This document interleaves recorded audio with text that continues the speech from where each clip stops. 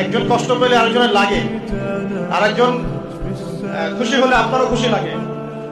সে বিপদে পড়লে আপনি তার পাশে থাকেন, আপনি বুঝতে পারেন যে আপনি তার দিকে সম্মানের চোখে তাকান, রোগের চোখে তাকান না।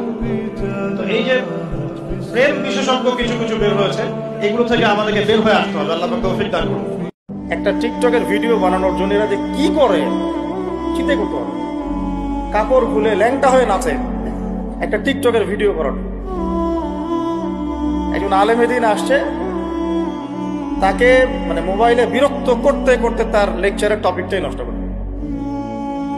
আর আমরা যে ওস্তাদদের কাছে পড়াশোনা করি, আমি জীবনে আমার ওস্তাদকে এটা বলার সাহসই পাই নাই, ওস্তাদ আপনার সাথে কি একটা ছবি তোলা যাবে?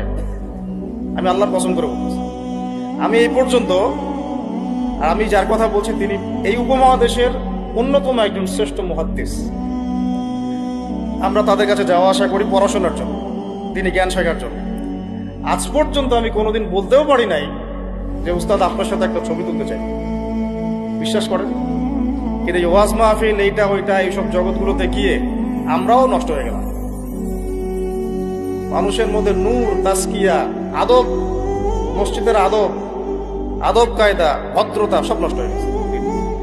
এবং এর অন্যতম একটা প্রধান কারণ মোবাইল ফোন। আজকের লেকচারের টপিক মোবাইল ফোন না, এই যে কথাগুলো বলতে বাধ্য হবে।